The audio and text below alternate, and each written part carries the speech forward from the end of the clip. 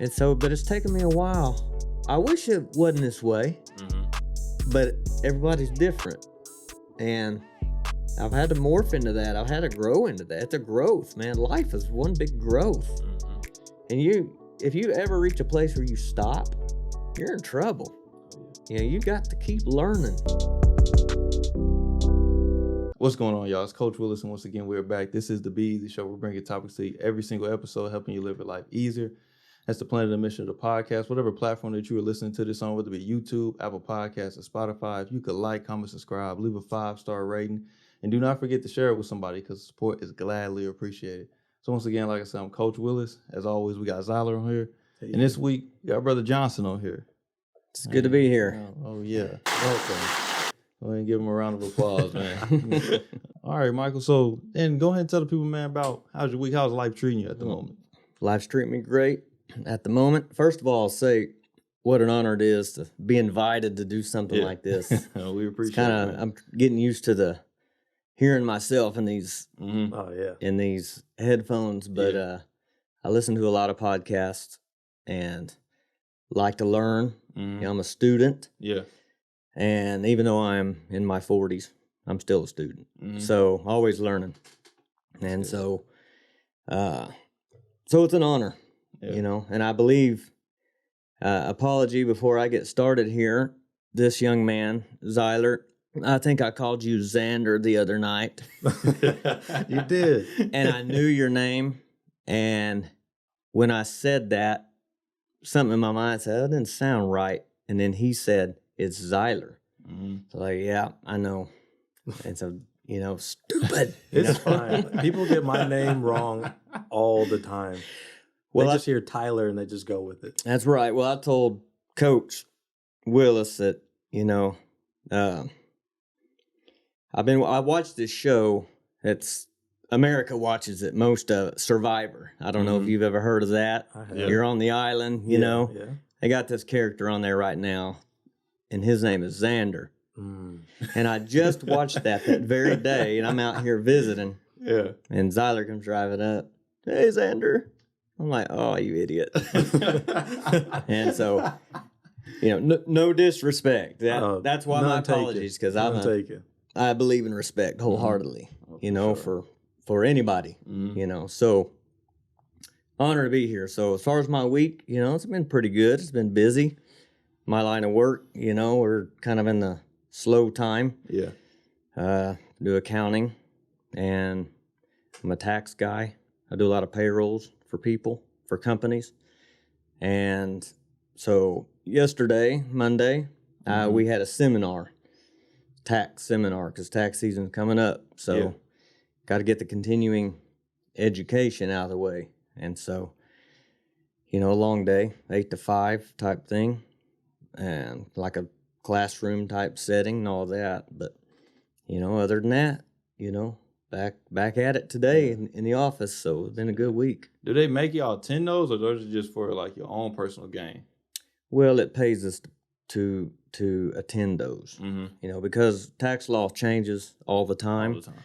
New administrations come in, you know, some tax law they don't like, they want to change it, they want to tweak it. And so it's good to go to get, you know, brushed up, you know, like a brush up course on what to expect coming forward. And there's a lot going on right now, as you know, in our world. Politics are, you know, through the roof, you know, and just changes galore. You have COVID. We just went through that. You have the economy suffering from it. You've got people out of work and would rather stay at home and draw unemployment than work, because when unemployment came out, then because of COVID, they ramped that up and we're paying people more in unemployment than they were working. A lot more.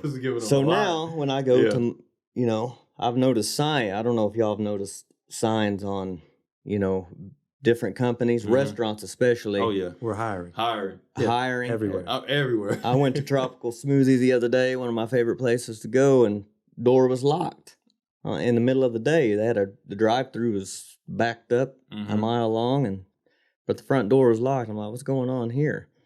And so I get my car, I jump in the drive-through.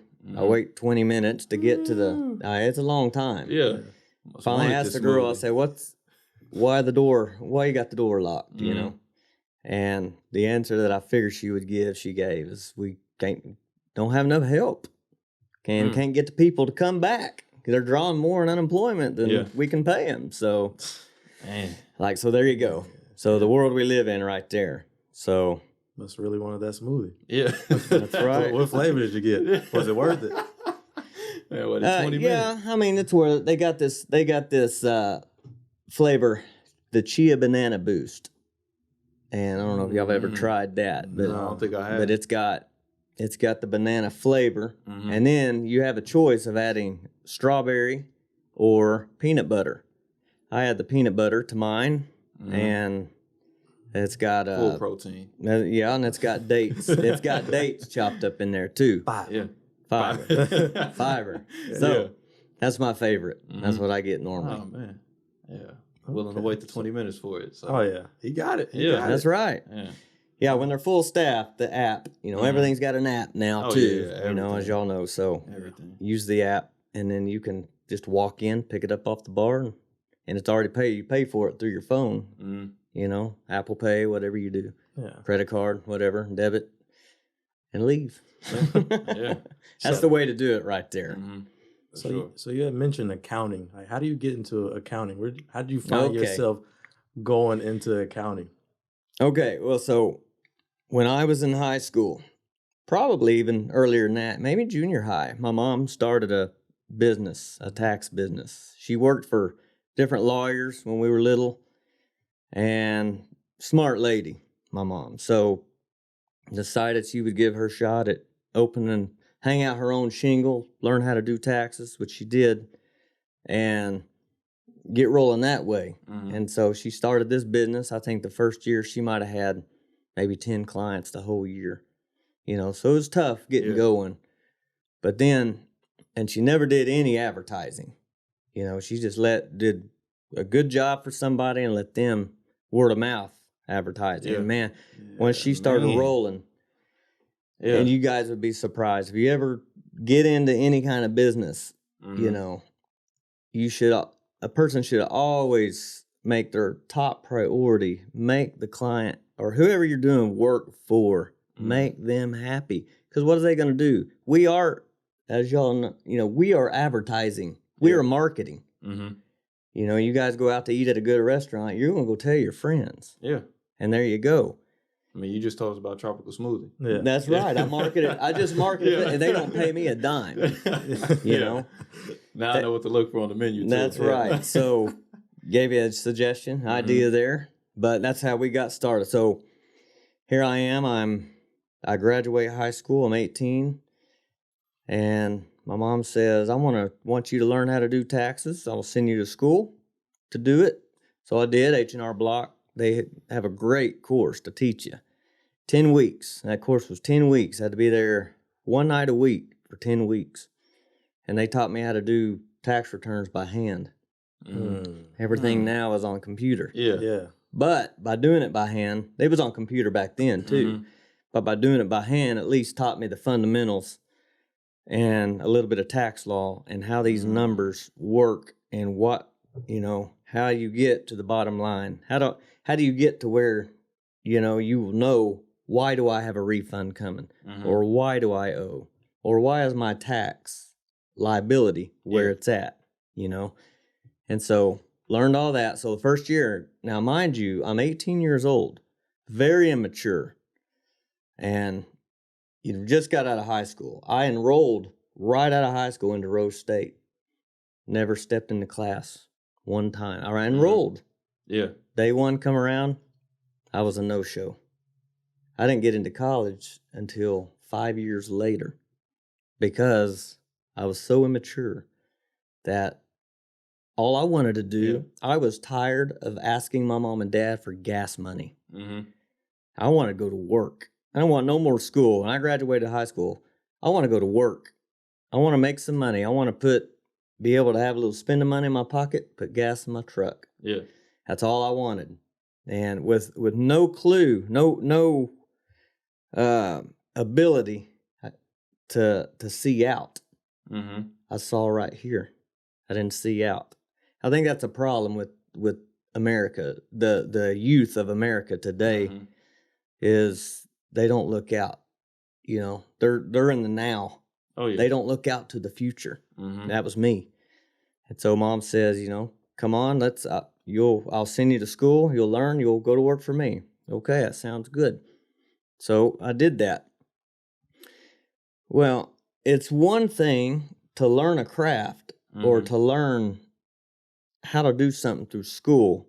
But then when you get a human being across the desk from you, then they start firing questions at you. A young person, you know, and I learned some hard lessons. Like, I'll give you for an example. In our business, people are already uptight because you're dealing with their finances. And financial stress is a real thing. And matter of fact, I believe it's one of the main causes of divorce in our country today is financial stress.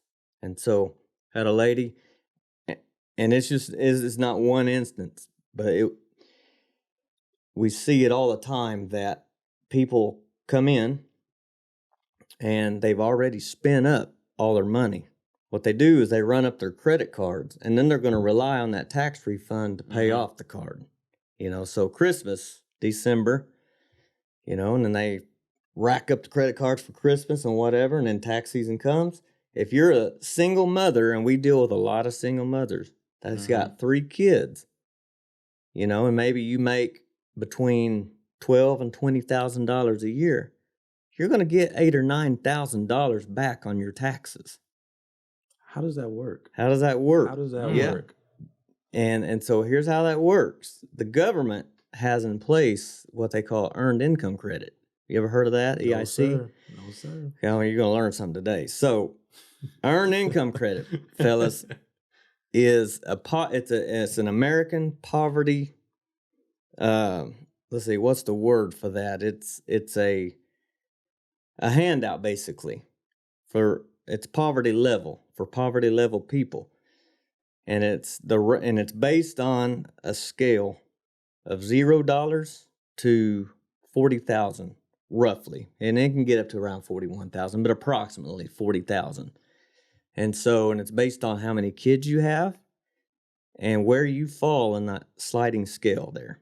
So $20,000 is the sweet spot. So if you ever find yourself in a position where you have kids and, you know, maybe you're not working that much, well, know that as long as this is in our system and this system is in place for earned income credit, then you're going to get so much money back based on what you make, top line wage, versus how many kids you have. So here's the deal, you can go to work. These women, and men too, it ain't just women, I want to single them out, but it's men too. Or say you're married and you and your couple are poor and you're making, maybe you're making $30,000 a year, but you're married, you're going to file together. And 2 kids, you know, you're probably going to get back $6,000 or $7,000 due to the earned income credit. That's a total refund there. That's a refund. But you also got other credits. You also get child tax credit. On top of that, you get additional child tax credit. So, I mean, the government's doing everything they can to keep you working. You know, that's their bread and butter. Because why do they want to keep you working? Well, because it's by law mandatory that, you know, you notice on your W-2s when you get them from your job that you're going to be paying in. You know, you might think in your mind, I don't know if you guys thought this way or not. When I was 18, I got my first job. I'm excited. They tell me you're going to be making $6.50 an hour. And yeah, that's what I started at. You know, right out of high school. And I was glad to get it. Oh, yeah. I was excited. When we first started working, we was barely above that. Oh, yeah. Yeah. So, I mean, you feel that sense of responsibility now, you know, like, man, hey, we're growing up here. Yeah. It feels good to leave the house. Someone said leave the cave and go kill something. You know, leave the house and go, you know, make $1, and you're thinking in your mind, before you get your first paycheck, you're thinking, man, I just worked 40 hours. And you're doing the math in your head, you know? I'm going to be getting this much. Yeah. Well, what happens when you get that check and you notice it's quite a bit less? You're like, what's going on? Mm-hmm. What's with this? You know, well, who Medicare, Social Security, that's coming off. That's coming off right off the top. They didn't ask for it. No, they didn't say, do you want to hold out taxes? They don't offer you that. Nah. They say, fill out this W-4. Mm-hmm. And that's going to tell us how much to hold out taxes, you know, from you. But so that's one thing there, you know, that you run into, you know. But here's the deal: if you are single people, got kids, you don't have to have a dime held out for taxes, and you're still going to get quite a bit, you know. So I digress there. But so I worked a year for Mom. And her business by this time is really growing and growing. Finally, first year, I was like, no, thank you.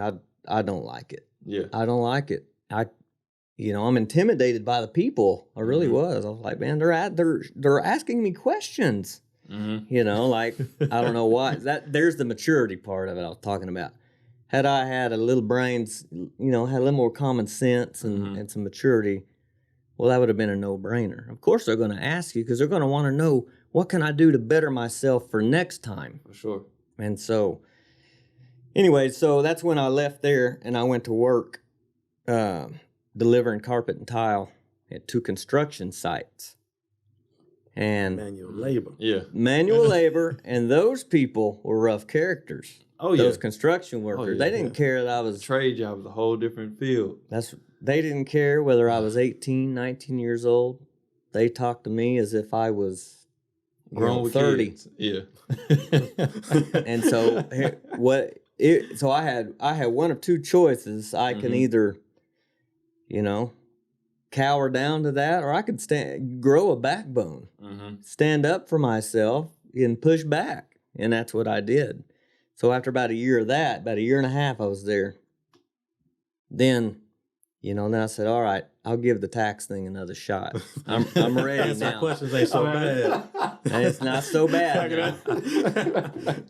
So, 5 years after I got out of high school, I got into college. I woke up one day, I took another job, because tax season's only January through April. So I needed something for the rest of the year. So I took another job working for a man that we stock vending machines. And that was 20 years ago. That was back in 2000. And I still work for him today, part-time. So I've been with him 20 years. I've been where I'm at doing taxes now for 21, 22 years. So, well, hold on. You said you took 5 years off from high school before you got back into college? That's right. Well, then you said you worked a year with your mom, right? Right. And then you did about a year and a half at the construction. Then you went back to taxes. Yeah, let me clarify. I caught myself jumbling up there. So yeah, glad you brought that up. So yeah, 18, graduate high school, went to work for her. Probably that summer. So you graduate, school normally is let out May or somewhere in there. Graduate there. My dad was also self-employed. He was a carpet and tile. He was a floor installer. In other words, he could do wood floors, he could do tile, he could do vinyl, carpet. Carpet was his main thing. Yeah. So I went to work. I would work with him in the summertime. And I made up my mind way before then, this is not what I'm doing for a living. Because, my dad would come in all bent over and his knees hurting, because you're on your knees, even though he had knee pads. He'd come in and just wore out. And, just to get a good night's sleep and be at it again the next day, same thing, hard work. I'm telling you this, because you're moving, some of these houses, you're moving furniture. You walk into a house and it's a house full of furniture and you're like, let's start carrying dressers and whatever, couches. It doesn't matter. Get it off the floor. Let's take the old carpet up, put the new carpet down. That's the jet. And you're there all day. It's an all-day job for one house. And so I didn't care much for that. I didn't want to do that. So I worked with him that summer. Tax season rolls around. then we're off and running. So during the fall, that's when I took the course, 10-week course, passed it, got into tax season, didn't like it. And so springtime rolls around, tax season, or summer, tax season's over. That's when my uncle worked at Mill Creek. Have you ever heard of Mill Creek Carpet and Tile? Yeah. So they've got a location in Oklahoma City. And my uncle worked there, and he was a manager. And he said, I need some help. Dad, he got me out of bed, said, go to work. You know, Uncle Steve needs you. So there we go. And I was glad to do it. I mean, I started off as a delivery driver. I mean, one of my first jobs was getting that step van there and drive to Tulsa. And I was like, man, this is great. Yeah. You know, Easy money. Easy money. You're driving, you know. So did that. And then he left me high and dry. He's like, I'm tired of this company. I'm leaving. So he left me there by myself, you know. So I'm stuck there by myself, you know. And then I've got to put up with all the office politics but somewhere along the way, the boss there took a liking to me. But I was ready to get out of there. It didn't matter. He offered me a raise. I got one raise while I was there. I went from $650 to $8, and then that's a good raise. Oh yeah, good raise. And then when he found out I was leaving to go to work for Bob that does the vending machines, because with Bob, he lived a mile from my house. I would drive to his house, get in his vehicles. We would work from 5 in the morning. I'd be home at noon every day, and he would pay me for 40 hours. I couldn't pass it up at all. The drawback was no benefits. You know, but still, I didn't care.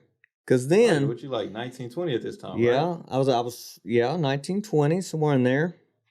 And then one day, I realized I got a raise with Bob like within a week. He liked me. He liked my work ethic.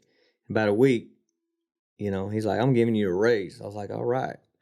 You know, thinking I was going to get more raises. Well, several years go by, and I'm realizing he ain't giving any more raises. You know? That was a signing bonus. I knew I was at my ceiling. I was like, well, here's the deal.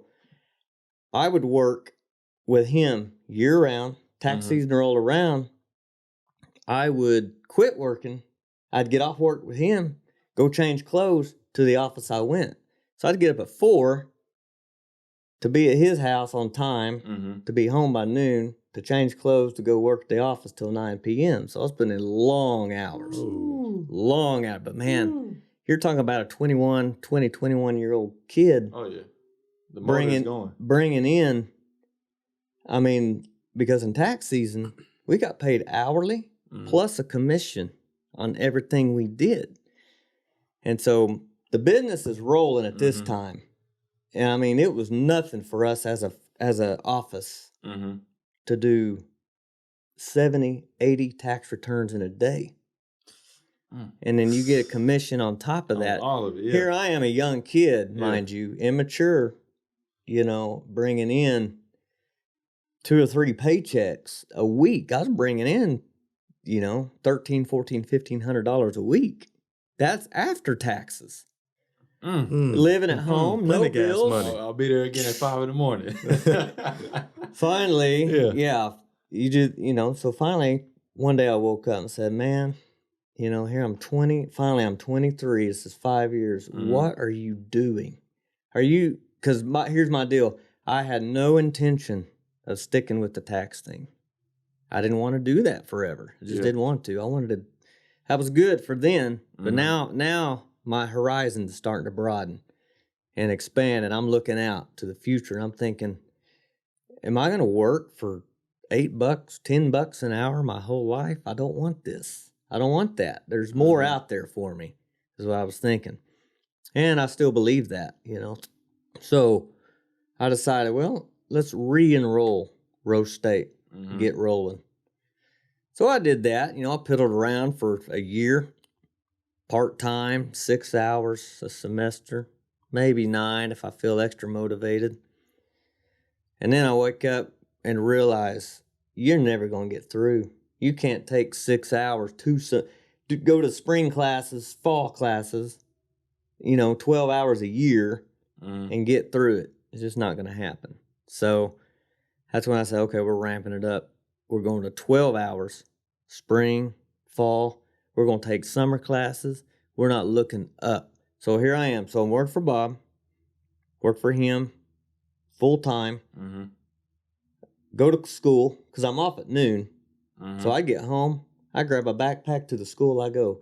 Couldn't do homework at home because I've got attention problems, attention deficit problems. I can't do it at home. There's too many distractions. I got the TV there. I've got video games. I've got, I can't do it. Go to the school, take advantage of everything Rose State has to offer you. They have that beautiful library up there, all the computers in the world. You can go do your work. You can study, go to class. Because I'm not one of them that do well in online classes. I have to be there where I can ask the professor. And I don't miss class. Once I commit to it, I stick. I'm in that way in anything that I do almost. It seems like. So, and that's been a good character trait. And it's paid me well. But so I did that, and it wasn't long. I was thinking, because I started off in school thinking, I don't know that I'm good enough.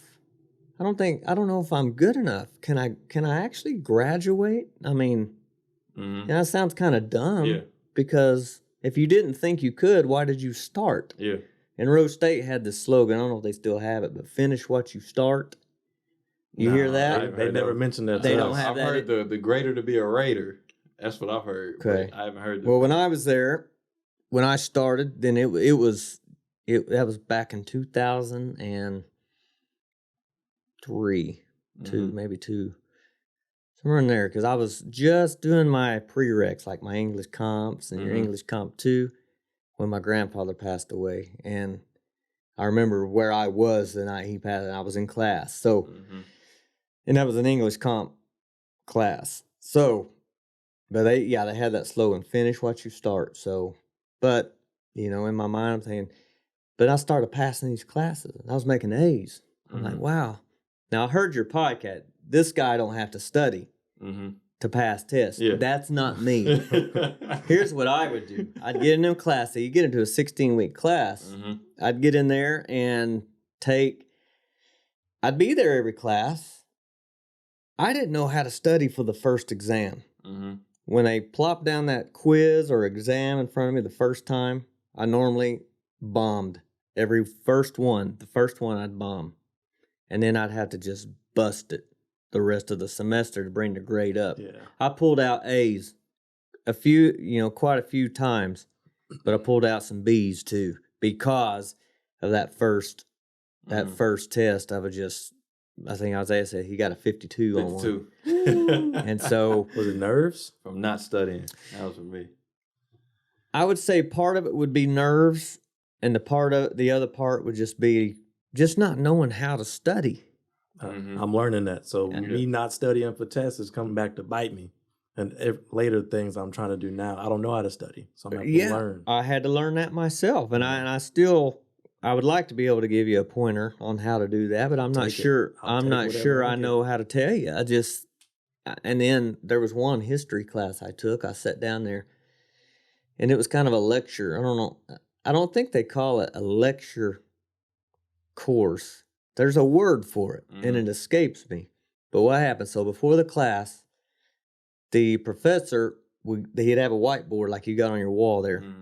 But it would stretch. It stretched across the whole wall. Big old long board. You seen him in the classroom at Rose State. It wasn't dry. This was actual chalk. It wasn't dry erased. And so he would just start writing before class. I'd be sitting there and watching him. And he would start from the far left and go to the far right and fill that board up. And that was everything he was going to talk on that night. And we're like, man, this guy's interesting. And he was an interesting guy. He was from California and had a cool personality and was like a surfer guy, real chill. And, and he'd tell stories and how he likes to get in his backyard and sunbathe and all that. I mean, he's true Californian, so, but his teaching, he was such a great teacher, that he would just captivate you. And you'd just be sitting there. And that's what happened the first 2 or 3 classes. And he said, all right, let's take a break. He took a break. He come over to my table. He said, he says, I've given you quite a bit tonight and in the previous class, and I noticed you haven't taken one note. He's like, sounds familiar. He's like, let me tell you how I work. He said, I'm going to give you, when midterms come, I'm not going to give you a multiple choice test like you probably used to. Most college students doing those prereqs, A, B, C, or D, and move Scantron. Yeah. It's not going to be that. He says, well, I'm going to want it's going to be comprehensive. And so I'm going to ask the class to give me on paper, tell me about such and such. Tell me about the civil rights movement. Tell me about this, all down through history. Tell me this, this, and this. And I want it in paragraph form. And if it's any less than 10 or 11 pages, you're getting a 50. He says, I won't fail you. He says, I won't give you a 0. I don't grade that way. The way I grade is, the lowest you can make is a 50. Yeah. Now, this is a summer class. I don't have 12 more weeks to make it up. At all. I got a midterm at 4 weeks. I got a final. I got 2 of them. First test comes along. You think I'm able to squeeze out 11 pages? Buddy, I barely got the 2 pages. Guess what score I got? I got a 50. A 50. So I either had to drop the class, which means I'm going to lose my money that I've already paid. I'm paying out of pocket, man. I'm not a scholarship guy, I didn't have any grants. I'm paying for this. And and I know this. I'm very money conscious, I think about these things. I'm strict with that. So, so that next set of lectures come, boy, I have my notebook out, buddy. I tried to record every word he said. Now I had to, paraphrase. Yeah. Because he's talking so fast. You better, at least be able to write down names. He's name dropping. If he's giving you like historical figures, that's important. And that gave me time after class to go do some research on who these people were. And then it would really sink in what they did.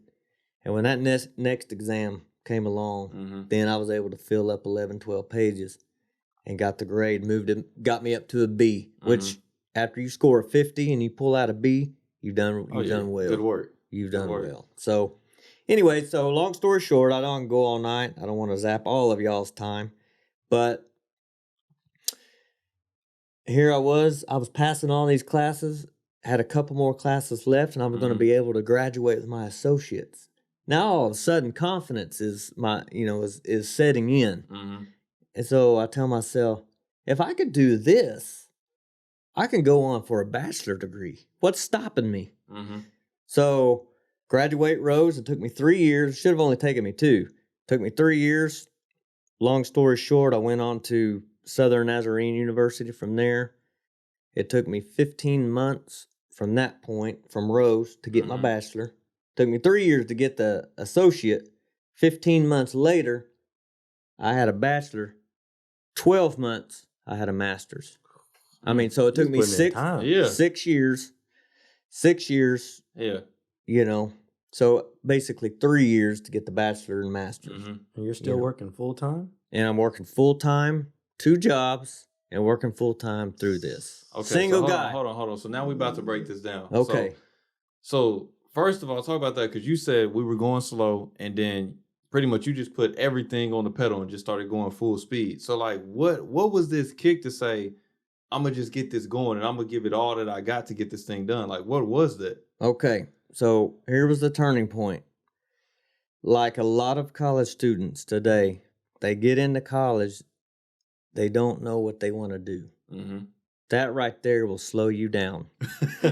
We were just talking about that. Yeah. My advice to those people are, if you don't know what you want to do, just get you a business administration degree. Go online, guys, and check out what a business administration degree, just a bachelor, is paying right now. It's nationally. I don't know about Oklahoma, but I believe I saw it. It may be above 70 grand, might be even 80. But you get an MBA.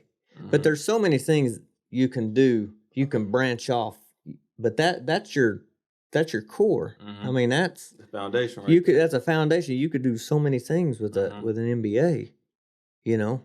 And so that when I decided, I thought maybe, well, I kind of like computers. You know, I'm all right with computers. I can maneuver around in there. Maybe I would like to be a graphic designer. Why did I choose that? Well, I wasn't looking at what I wanted to do. Yeah. I was looking at how much money you can make doing it. That's the wrong approach. My advice to young people now is don't get into college and pick a major because of what it's paying. You better figure out what you like to do, because if you don't like it, who cares about the money? You're still going to be... Money does not make you happy. Yeah. Coming from a money guy. You know what I mean? Yeah. It doesn't hurt. Yeah. Now, hold on now. Don't get it too hard now. Don't confuse what I'm saying. You know? Yeah. But if you're relying on that 100% to make you happy, I'm sorry, it won't fulfill you. So anyway, but they say if you love what you do, you'll never work a day in your life. For sure.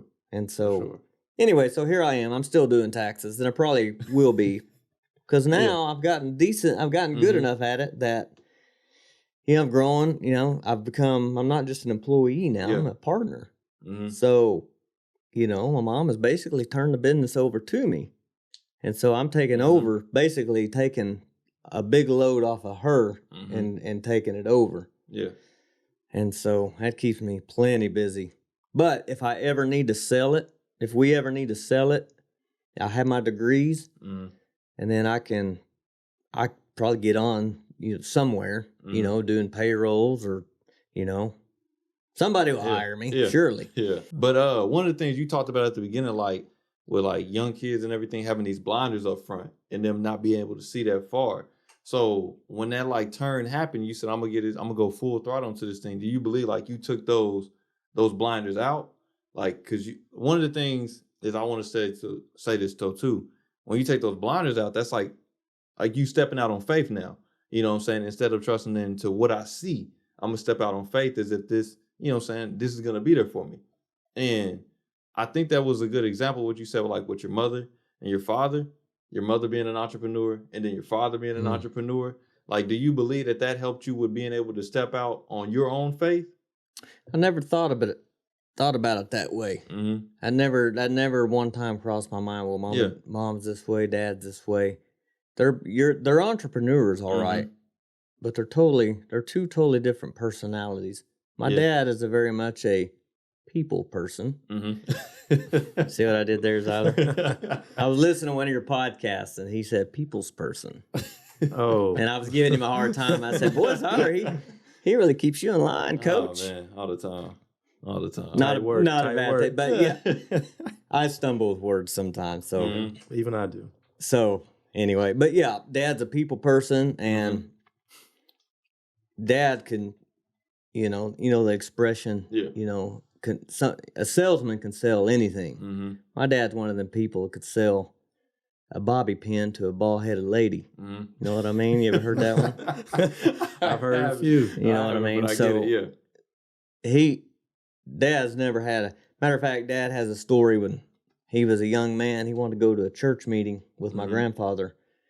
He's probably maybe 12, 13 years old. And they're going to Paducah, Kentucky. And he asked my grandfather, how much money do I need to have to be able to make this trip? My grandfather says, you need $20. And he was like, okay, I don't have $20. My mom and dad's poor. Dad works hard, mom don't work.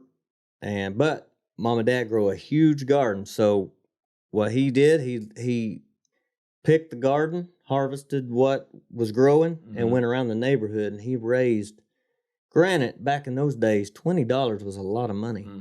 He raised a little over $400 selling vegetables around the neighborhood. That's a lot of money. And so, and all he needed was $20. All he needed was 20. Yeah.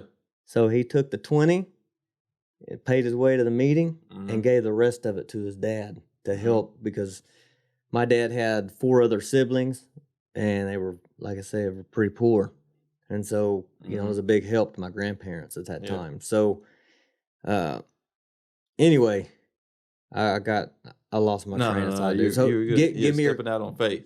Stepping out. So, so did I rely on that to take the blind, to broaden? Like you said, those things teach you that, but you said you never even thought about it that way. You mentioned taking the blinders off, and no, I very much kept the blind, because this time now I'm getting laser. I get that associate in my pocket. Yeah. And I remember, and you know the feeling, you walked across the stage. Remember how good that felt? Oh, it did, yeah. You had that cap and gown on, and even though them people caps, cheering you on, them caps are goofy. Yeah, they are. But they barely fit. It felt good. It was like, man, the sense of accomplishment, even if it is just a 2-year, you know, I don't think people should downplay it. Don't discount that. That's a big deal. You know, you put in the work. You guys are putting. You're still in school, college. Yeah. You're in college. Yeah. You're putting in the work. It doesn't matter if you're 25 when you graduate, 24, or 44. Does not matter. You put in the work. So me walking across that stage, man, I never will forget that night. That felt amazing. And then I get a call from my cousin saying, hey, I hear on the radio they keep broadcasting this Southern Nazarene University commercial, and they say you can get a bachelor's degree in a year's time. They said they're doing a little deal on that tonight out to college. You want to go? I said, yeah, I'll go. Let's go. Because I didn't know where I was going to go from there. I just knew I wanted a bachelor's degree. So I went, and man, you're in class one night a week. Yeah. Your semesters are 5 weeks long. You get enough of your credits in that 15-month stretch to get you to your bachelor. And you're with the same people for 15 months.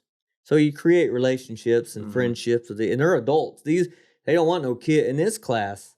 It's for adults, you know. So you're not with any kids that are going to be missing class and they just come. You've seen them at school, or you'll see them in a class, and you may not see them for another week, maybe 2 weeks, and then here they are, and then you're wondering, what are they? They're just partying it up. What do they do? They're not serious about this.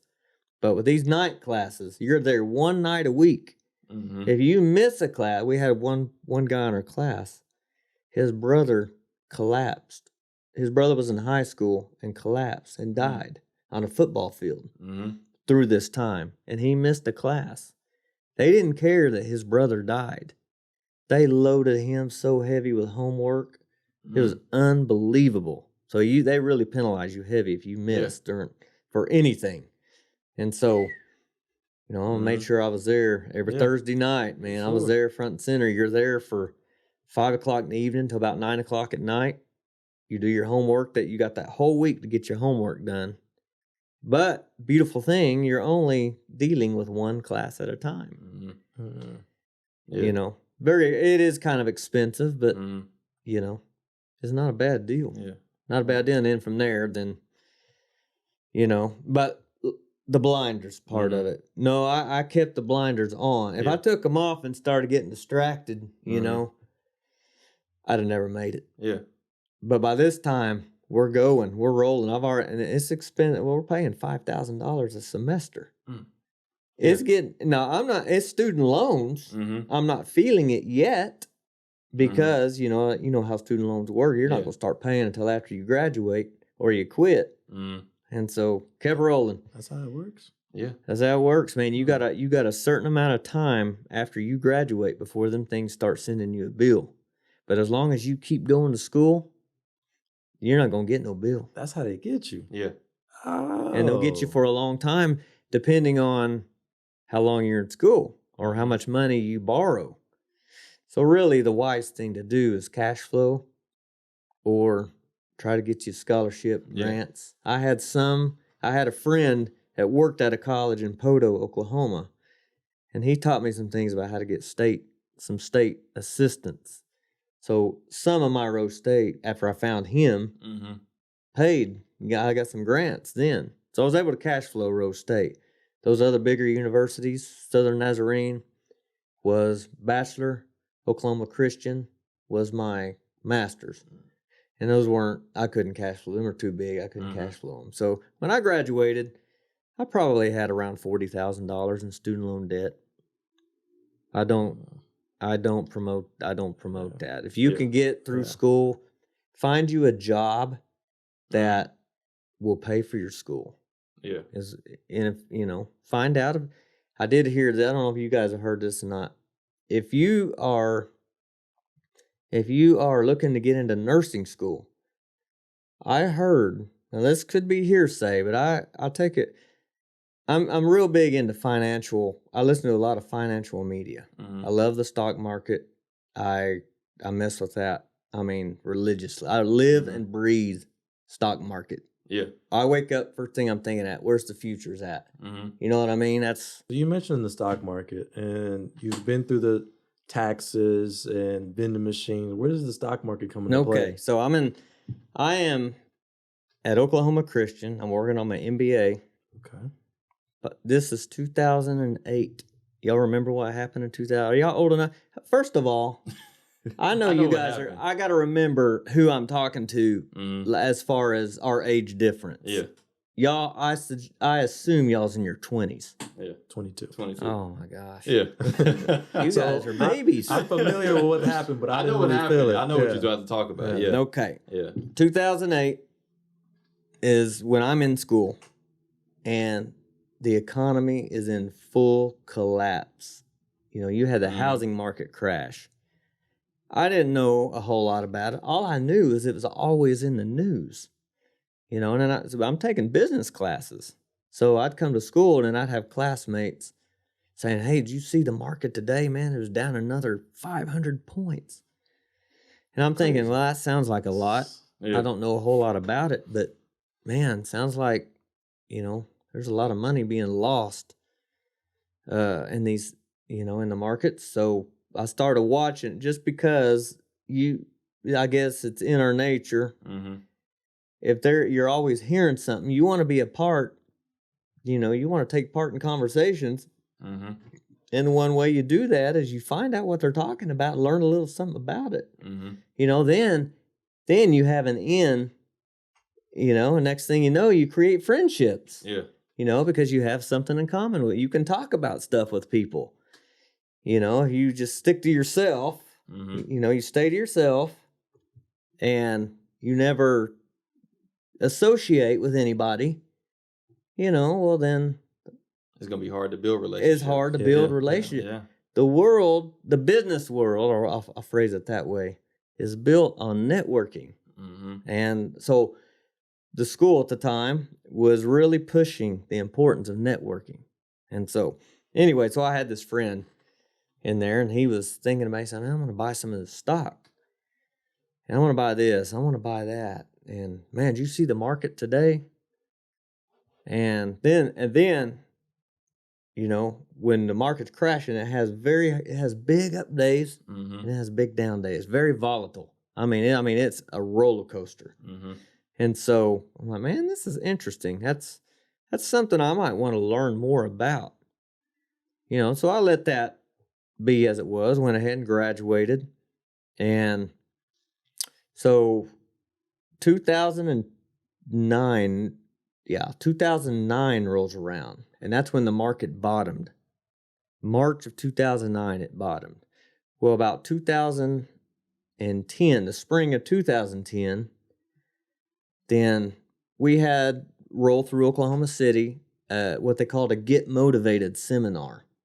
And our office said, hey, let's go to this. The office will pay for it. It's so much per person.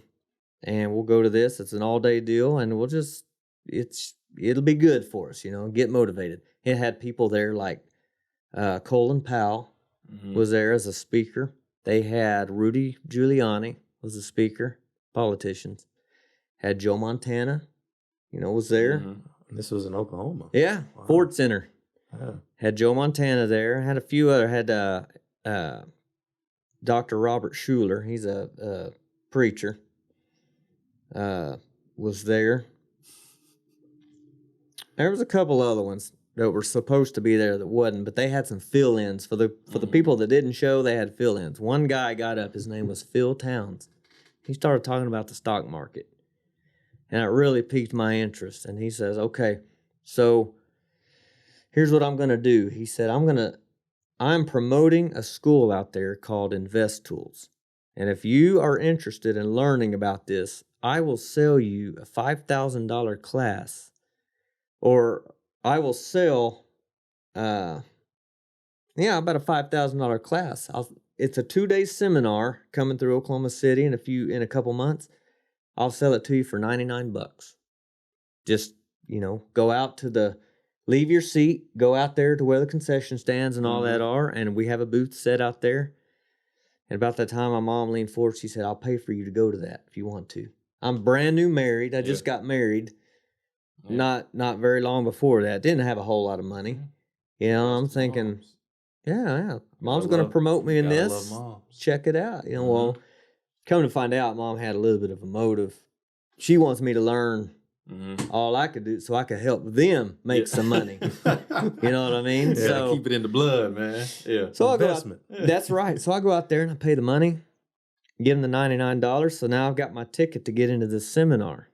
Now, what's in my mind is, I'm thinking stocks, you buy a stock, it goes up, you make money, you sell it, you make money. That's buy low, sell high. That's the motto in the stock market. So I was like, there can't be much to it.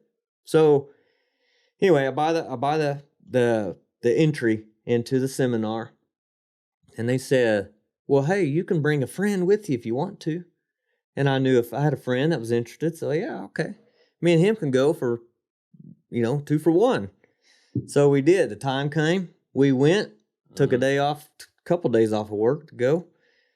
And I found at that seminar just a whole new world. I mean, it turned out to be so much more than buy a stock, sell a stock. One thing I found out pretty quick was, you need a little money to get rolling in that. If a guy can start with $10,000, you can really give yourself a chance. And I found out too, the more money you have, the easier it is to make more money. Okay, but should that deter anybody who doesn't have $10,000? Absolutely not. It should not. Okay, because you have to be clear. No. It should not deter anybody. You know what I mean? Matter of fact, I am mentoring a guy right now. He's 19 years old, and he's got the bug as far as I do his dad's taxes, and his dad is always asking me questions about this stuff. And finally, out of the blue, he says, "My son's getting into this." I said, "Well, tell your son if he ever has any questions, call me, come by." His son showed up on my doorstep one day. And I mean, this kid, I didn't know what to think of him. He didn't have a job. He had a little bit of money to work with. Just enough probably to get him in trouble with it, So I gave him some pointers, and I told him, I said, "Cortland," I said, what you need to do right now, you're at home, you have no bills, you're sleeping in your mom and dad's house, they're not charging you any rent. Go get you a job. Like, it don't matter where. You go to McDonald's. It doesn't matter where, and start socking away money. I mean, you just save back as much as you can. And then you can really get, and then I'll show you some strategies where you can make some money. And what I learned from this seminar, I'll get back to the seminar part of it. What I learned is you don't actually have to own stock to make money. They have another part of that, a derivative They call them derivatives. Y'all ever heard of derivatives? And when you get to calculus or algebra, you got derivatives. Well, they got a derivative in the stock market, and it's called a stock option. All right? So, example, Amazon. You know how much their stock is right now? No. It's over $3,000 a share. Could you go out and buy 100 shares of that? No. No, nobody really could. That's not a millionaire, you know? So, but I could show you a way now where you could participate and invest in that company without having, you could do it for less than $1,000 if you wanted to. One trade, you know? But here's what got me. The seminar was great. It opened my eyes. Matter of fact, the instructor, I remember approaching him on a break. I said, sir, I said, I noticed that you're showing he had an overhead projector. I said, I noticed on this overhead projector, you're showing all these charts of these stocks, but every one of them is over the price of $20, $30, $40 a share. I was like, a guy with no money, that doesn't matter. He's not going to be able to do anything with that. That's your best stock. I said, is that really the best stocks, what you're showing? And he's like, yeah, that's, once you get up over $20 a share, those are the better companies. And so I was like, okay, well, I got a little bit discouraged by that because I didn't have I didn't have anything to invest, you know? And then I found out in this seminar, what they were doing is whetting your appetite so they can sell you another class. So I approached this table, and the class was called Basic Options. Now I'm hearing for the first time ever about these options where I can make money not only if the market's going up, I can make money when the market's falling like a rock. And that grabbed me right there. That gripped me. I'm like, I just sat through an entire year of 2008 with a market drop like a rock. And you're telling me I can make money without it going up? They're like, yeah, you can do it. I want to learn more about this. He says, okay, I have a class. It's online based. It's webinar based. And you can learn at your own pace, but it's $5,000 for the class. Here I am already thinking, I don't have 2 pennies to rub together.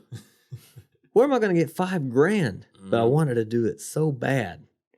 Well, my buddy's standing there. I took a buddy with me. He said, I got $5,000. And the guy at the booth said, I'll tell you what I'll do. If you pay the $5,000, I'll let you take it for free. In other words, I'll give you 2 for 1. And here I'm thinking, well, tax season's right around the corner. You know, we're about to get into tax season.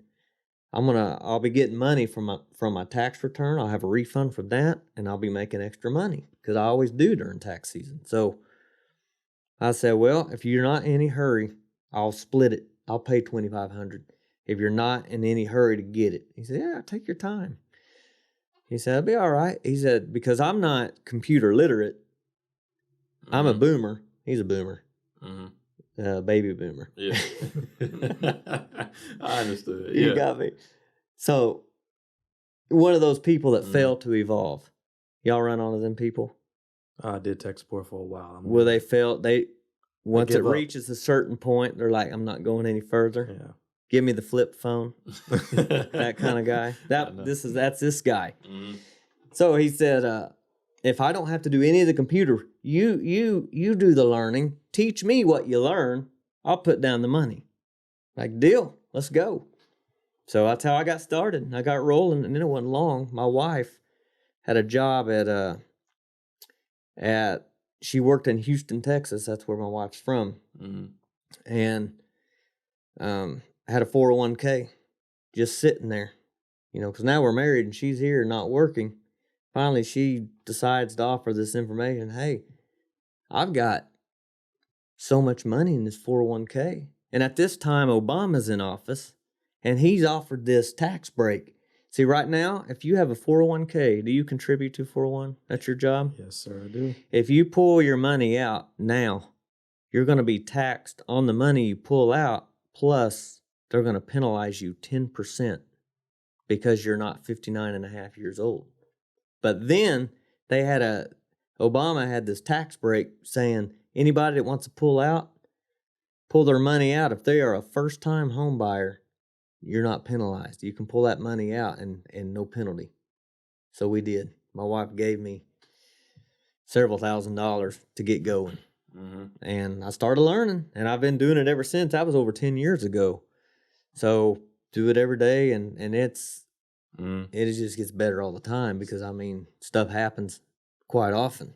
So don't gloss over that, though. Like, give us like a basic like rundown of like what an option is, though. Okay. Yeah. I don't want to skate over that too fast. So an option it's a contract. You know, a stock is an asset. Mm-hmm. All right. So let's take Apple. That was when I was started learning, that was the hot one. Mm-hmm. You know, I remember being in college and not a friend, but a kid in class there had an iPhone. Never seen an iPhone in my life. And he said, "Hey, check this out." And he showed me, he pulled up YouTube on his iPhone. I was like, whoa, you could watch videos on your phone? Mm-hmm. He's like, yeah, that ain't all I could do, man. They have these apps on here, you know, and I was like, I'll never be able to afford one of them. Mm-hmm. You know, I had no idea where we were going as far as electronically, you know, where we're evolving to. I had no idea. I wished I had more foresight back then, because I'd have been buying that Apple if I had the means to do it. I didn't at that time. Mm-hmm. You know, so an option it basically is a contract that controls 100 shares. So in other words, if you went out and you bought yourself 100 shares of Apple, then that means that you could sell one option contract. Okay? So they have what they call strikes, and that's different prices. You know, they have it's a chain. It's basically a chain. I almost said blockchain. That's not the right, but it's a chain. It's got different strikes. Those strikes are the prices of the stock. So I'll give you a good, easy example. So let's say I bought 100 shares of Apple at $130 a share. Well, you can get in the options market, and if you have the right broker, if you're with the right broker, and if you ever look into this, TD Ameritrade offers options. There's several of them out there that do. TD Ameritrade is who I use. And so I own 100 shares of this at 130. I can look in the options market, and possibly it's basically you're selling an insurance policy.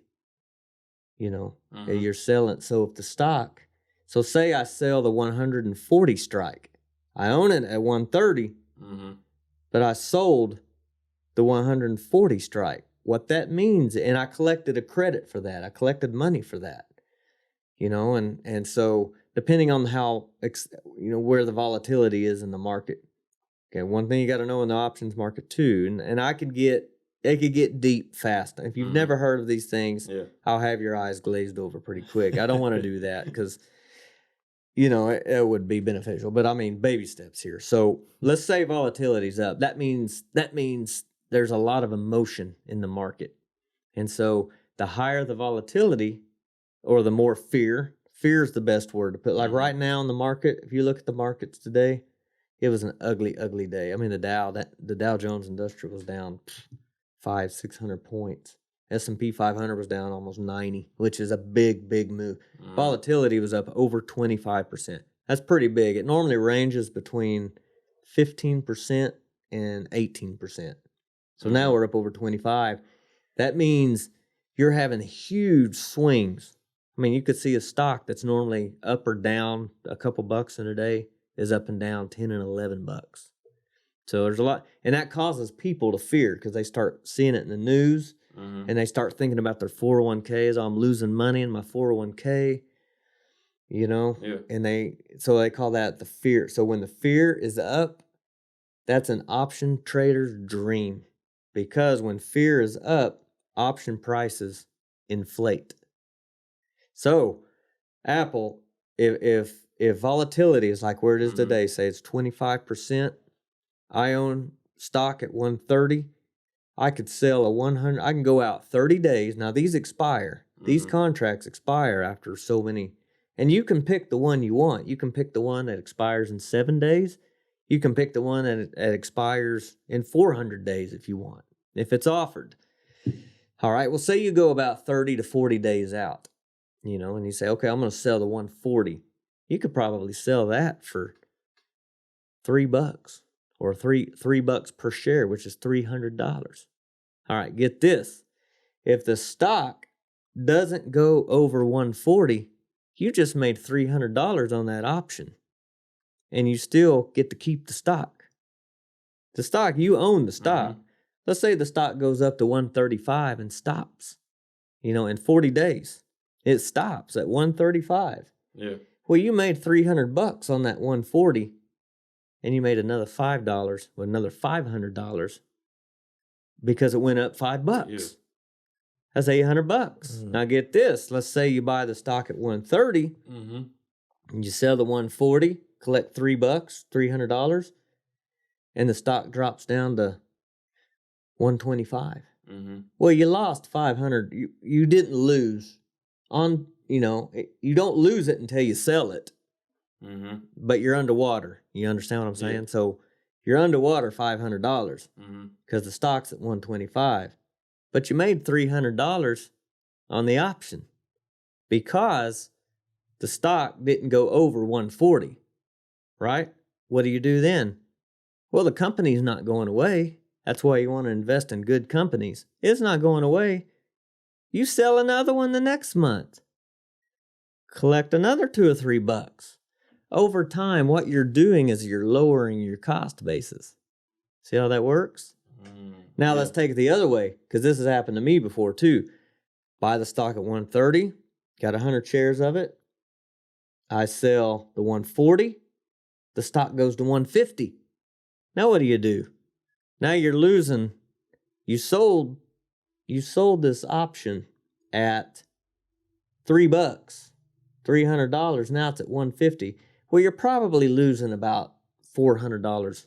You're probably losing about $400 or $500 on that option. But what's the stock doing? It went from 130 to 150. You made $2,000 on the stock.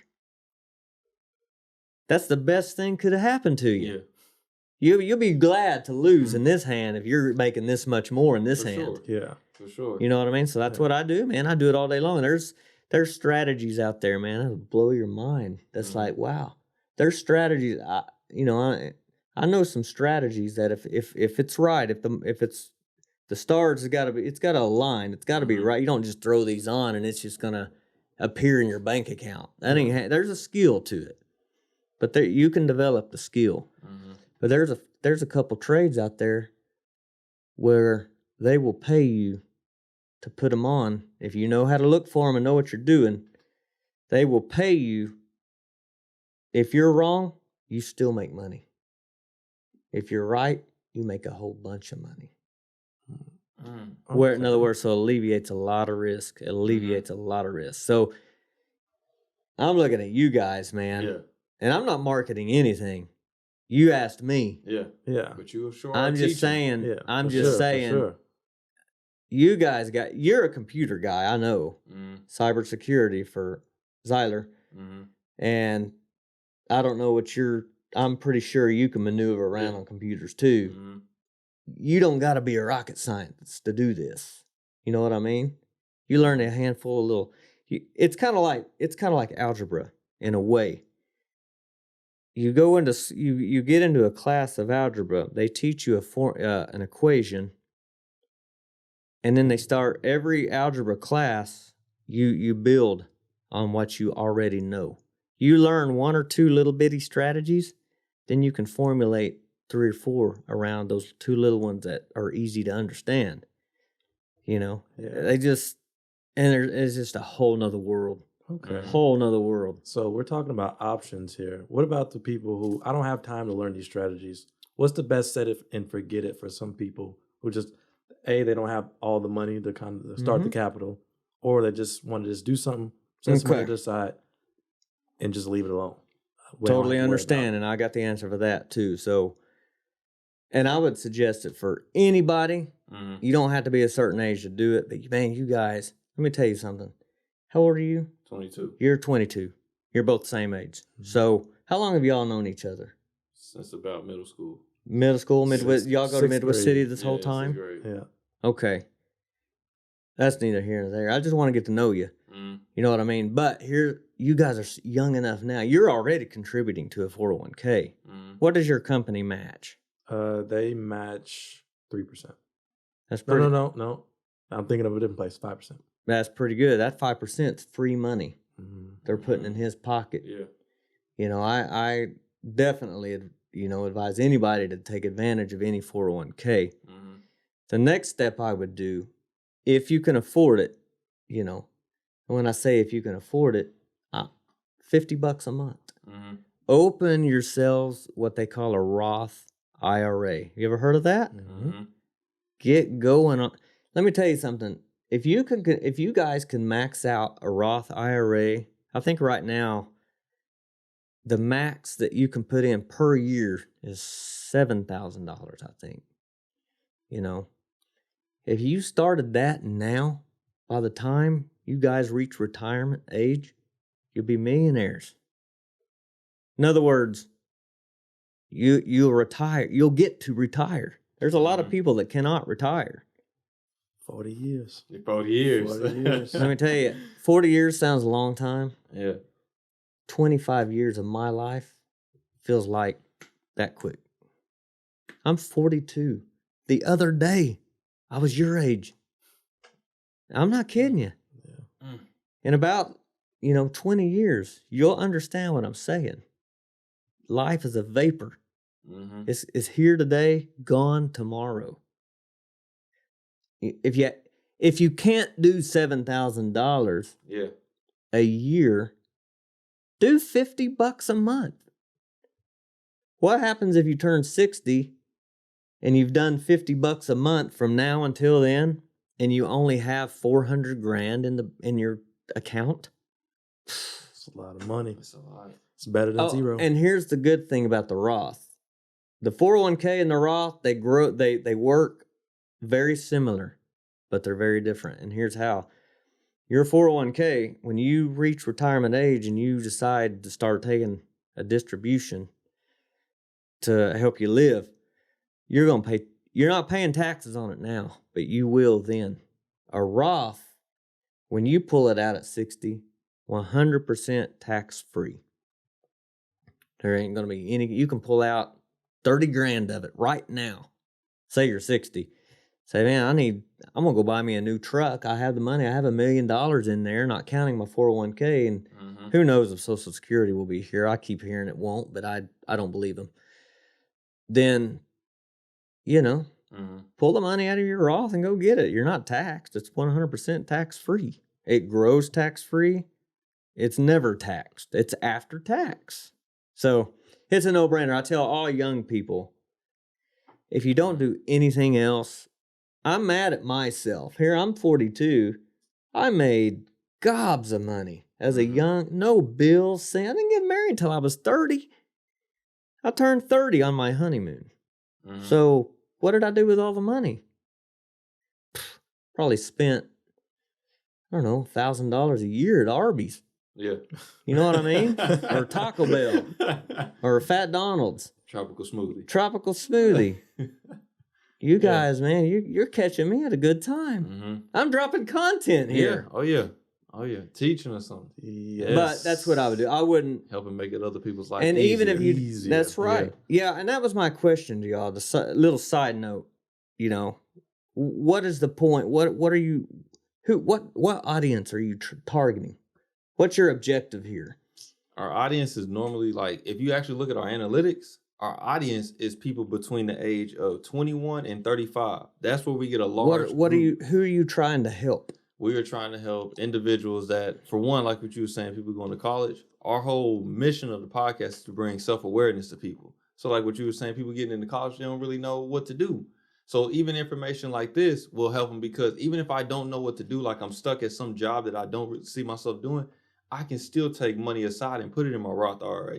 Or I can put it into the 401k. So the whole purpose is for individuals to become more self-aware about themselves, you know, on all facets, physically, mentally, spiritually, even financially. We want to help people in that facet. So the stuff that you've been giving people on here can help them, and they can take that content and they don't have to. So like with the question Zyler was asking, even if I don't want to go as far as doing options tradings or futures or any of these things, I can still, oh, you telling me $50 a month, I can put that into my Roth and I can let that grow to where I get to the point of retirement, I have the money there. You know, it's things like that that I wasn't taught in school, you know what I'm saying? And I remember Zyler brought it up, I think it was the last podcast or a few podcasts ago, with the Tulsa massacre. He learned that from somebody else he worked with. Yeah. Like it's like it is in the kitchen. It's like things that we aren't taught growing up that can help us. Like you just being able to say that can help somebody understand. Oh, I didn't even know that these things were out there. Yeah. You know, so it's like you going to the seminar. You said that opened up a whole new world for you. So yeah, our whole purpose is to bring self-awareness to people. We want them to become more aware of themselves and the opportunities they have available to them. So that's exactly right. Yeah. And I thought so. I just wanted to clarify that. Oh yeah, no, you know? you're on it. You're on it. And like the things you were teaching us, like this is very valuable. I want people to understand it. I want you to understand it too. Like the stuff you were saying is very valuable. Like I also want to go, I understand we ain't gonna have enough time to do it now, but I do want to, like, if we get the opportunity to go more in depth about these things, because it would be helpful for people to know about that stuff going too. Deep into the options. Into the options. We didn't even talk about the Greeks, none of that type of stuff. It's just going into it. Yeah, so yeah, that's big. But I got another question though, and I guess this would kind of round things up because we want to talk about like the stock market. I have one more too. Yeah, but we have like the stock market that's stepping out on faith. You have even like another thing though too. I don't want people to understand. You said you went on your honeymoon when you were 30. I turned 30. Turned 30. So that was the thing though too. Is like, because for one, like I'm married now and I'm only 22. Another one of my sisters is married and she's younger than me.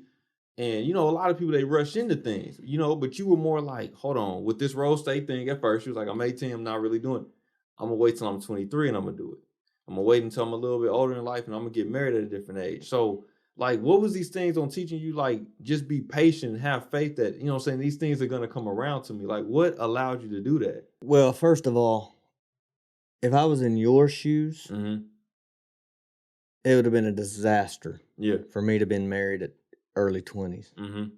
Y'all caught the part I said mature. Yeah. Maturity level was not there. Man, I'm not kidding you. Yeah. I turned, when me and my wife was older too. She was 27. She was 28. 20, we're about a year apart almost exactly. So 29, 30, somewhere in there, 28. When we got married and you know, it's been we've been married 12 years now. Congratulations. And I've had to learn a lot even then about myself. I mean, you got to keep in mind, it was just me. You know, I took care of me. You know, I did all my finances. You know, I wasn't going to give any of that up. I'm doing it. This is me. It's hands-on for me. You know, so I had to grow. I had to grow. It was all about grow and growth for me as far as how to be a good husband. I mean, because it wasn't easy. You know, so I lived with my mom and dad till I got married.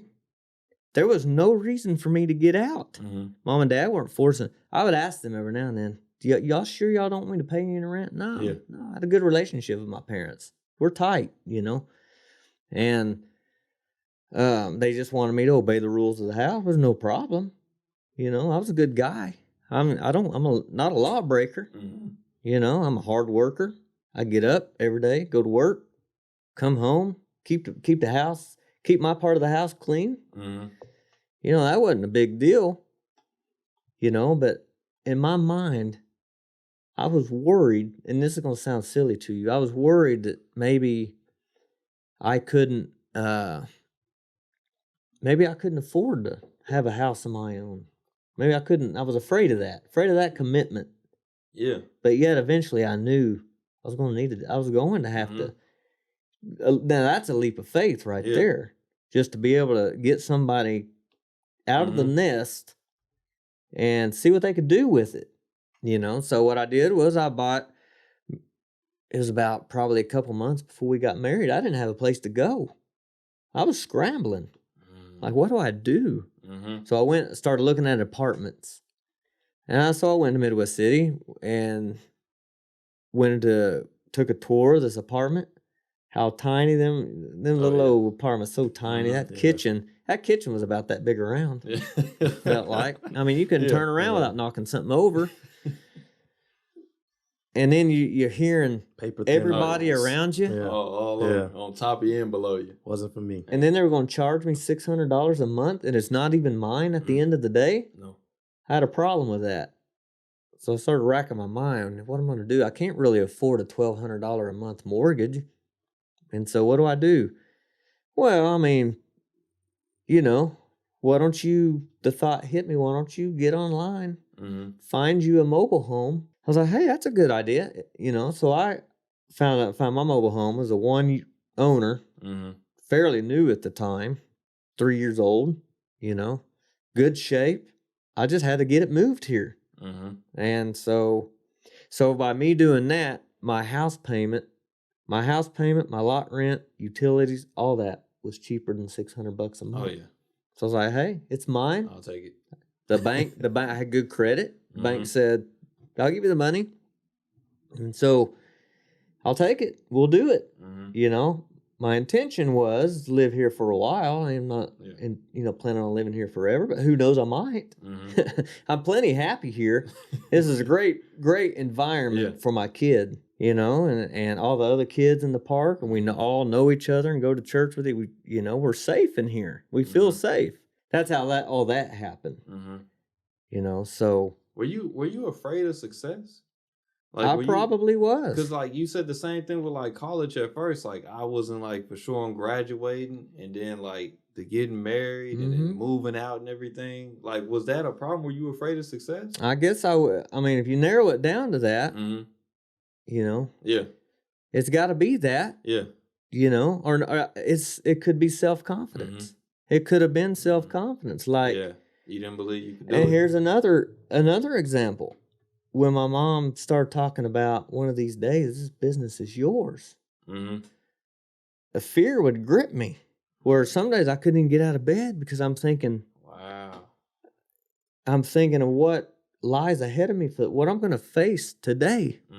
Who I'm going to, there's certain people that call. It's like you see someone's name and number come up on the caller ID, and it just like drains your energy just from seeing it. It's just like, I don't know if I could run a business, you know? But now I'm finding out, because now I'm in a situation, I'm starting to have to take more off of her. She's gotten overloaded. Now I'm taking it on, and I'm handling it just fine. You know, I'm picking up new bigger client, payroll clients on my own. I'm leaving and meeting them at their place of business, and then I'm winning them over for me to do their work. Yeah. You know, and I'm speaking with and I'm finding myself speaking with confidence, like I know what's up. Yeah. You know, like I got the answer. Yeah. And so, but it's taken me a while. I wish it wasn't this way, but everybody's different. And I've had to morph into that. I've had to grow into that. It's a growth, man. Life is one big growth. And if you ever reach a place where you stop, you're in trouble. Oh, yeah. You know, you got to keep learning, you know, and experience is your best teacher, you know. So I've learned a lot of hard lessons by failure and by doing the wrong thing. When I say the wrong thing, just making mistakes. You're going to, same way with the market stuff. I've learned the most by the hits that I've taken and the scars from money I've lost in the markets. I've learned, don't do that. What you're about to do, and sometimes I'll catch myself, I'm about to do this trade. Then something tells me, don't do that. You're about to get yourself slapped. You know, so like, yeah, you're right. That's probably not the best idea to take that one. You know, the risk is too high there. Same way in life, you know, it's, you know. So, got my mobile home. my mobile home sat there probably a month before me and my wife got married. And I wasn't living in there. I wasn't going to live in there by myself. We'll wait till we got married and move in there. Well, I got my first electric bill, and it was like $60. And I'm thinking, man, that ain't bad at all. Mm-hmm. I'm going to be able to do this. We're going to make it. Yeah. Well, that's an empty house with no electricity going on. You know what I mean? I didn't think about that. Yeah. So here me and my wife's married. Here comes that next electric bill. We've already been there maybe almost a month. Mm-hmm. And it's summertime. Ooh. It's hot. Air conditioning. The AC blowing. Nice and cool. That furnace never shutting off. Yeah. Get the bill, open some windows. Yeah, that's right. Open that bad boy. And I stop on my way home from work at the mailbox. Wife's at home. I open it up. I'm all cheer. I'm coming home. I'm cheerful. I'm off work. It says 160. And I was like, I tense up. Yeah. Shut it all off. Now I'm disgusted. I'm disgusted at life. I'm like, they're out to get me. Mm-hmm. So I walk in, I have this in my hand, and I walk in the house, and my wife jumps out from behind the door and goes, boo! Mm-hmm. And it startles me. And I looked at her and I said, don't ever do that. Don't ever do that. Mm-hmm. And I hurt her feelings. Mm. And then I got to thinking about what I did. Next thing I know, I'm like, what's wrong? What happened? Well, good and well what happened. You just jumped on your wife for no apparent reason. Because you're upset because you got to pay a little extra money. That's when reality started setting in. It's time to put your big boy pants on here because things are changing right before your eyes. You're a married man now. You got more responsibility. Oh, yeah. You're not going to be getting those $60 electric bills. They're going to be $160. Mm-hmm. So you better suck it up and, learn to get along with your wife. Yeah. Oh, yeah. That's one lesson. There's been other lessons along the way, but I've grown as a man. And you'll understand it because, us guys, I walk in. One of the first things I do, I pull my wallet out of my pocket, and I got a certain place that I set that sucker. Mm-hmm. And when I come back through, I expect it to be there. Now, the wife, she gets to clean in the house, and she's feeling good about what she's doing. Got the house just the way I want it. Oh, Lord, that checkbook up there doesn't look good. Mm-hmm. I'm going to move it over here where it looks nice, So then I'm asking, and I don't ask. I say, I'm missing something. Mm-hmm. I'm missing my wallet. Well, it didn't look good over there. I've moved it over here. Then you're like, yeah, well, I have a certain place for everything. Yeah. Well, I have a place for it too. So you compromise. There's, when they say to a young married man, there's give and take. Mm-hmm. They mean it. Oh, yeah, and it's very real. It's true. Once I finally, I'm 12 years. I'm getting better. Mm-hmm. I've come a long way. My wife will tell you, I've come a long way. I'm getting better. I'm more relaxed. There was things early on in my marriage where I'd be tense about it. And I'd about to pop off. You ever feel yourself tired and you're irritable? You worked hard and something doesn't look right to you and you're about to pop off? Listen to the voice in your head. Listen to me tell you, sleep on it before you pop off. Because the next day, you're not going to feel the same way. Oh, yeah. And I've thought to myself several times, I'm glad I didn't say that. Because that would have been, you can't get those words back. And you're going to say something you don't mean, so don't do it. And you'll feel different. The next day, you wake up, and I do this all the time. Man, I feel that's not bothering me now. That was why was that? Because I was tired. I was irritable because I was tired. Makes sense. It's best to keep your mouth shut. Yeah. Not just at home, but it could be anywhere. On the job or whatever. Yeah. The best thing to do is just keep your tongue under control. Sleep on it. Now if it's a consistent problem and you need to address it, that's one thing. But if it's because you're already tired, that's another thing too. So we would definitely love to have you back. Oh, for sure. No. Again. You got a lot to say. And then again. And again. Yeah. I appreciate you guys, excellent. man. You dabble in everything and options. So you're no stranger to risk. Have you dabbled in crypto? Have you touched it at all? No, I haven't touched it. And the reason I haven't, and I hear it all the time, because I listen I listen to people all the time. Mm-hmm. I think the closest I've come to dabbling in that, there is a stock out there that tracks Bitcoin, and the symbol is Riot, R-I-O-T. You've heard of that one? And I bought, so I had this guy, I pay a guy $50 a month for his experience.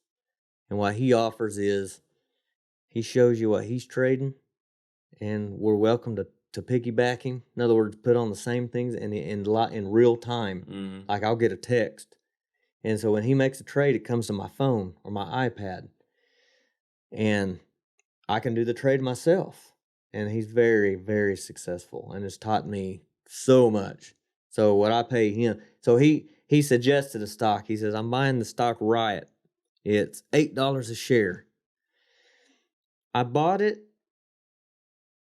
and it made a little money, and I just wanted the money, so I sold it. Okay. But it went from $8 to $80 in a very short amount of time. Now it's back down to, it's in the 30s. So it's so you got early. Okay. Yeah, pretty early. You know, so what I'm waiting for, so to answer your question, that's as far as I've gone. I just don't know enough about it. I'm starting to learn more about it. So you're interested at the very least. Yeah, I have my mailman that delivers our mail to our office is big time into XRP. I mean, he makes my eyes glaze over because he shows up and he's giving me all this information, and I'm like, yeah, I know what you mean. Yeah, right. Yeah. And when he leaves, I'm like, I gotta go do a brain dump somewhere because he messed me up. You know what he's telling me. I don't know. You know, and XRP, right? And he's claiming. Now this is hearsay. Now there's one thing you learn about stock market stuff: never take a tip from a buddy.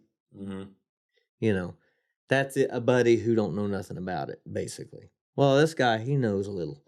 So XRP, it's around $1 a share right now. So if you wanted to risk a few $100, big deal.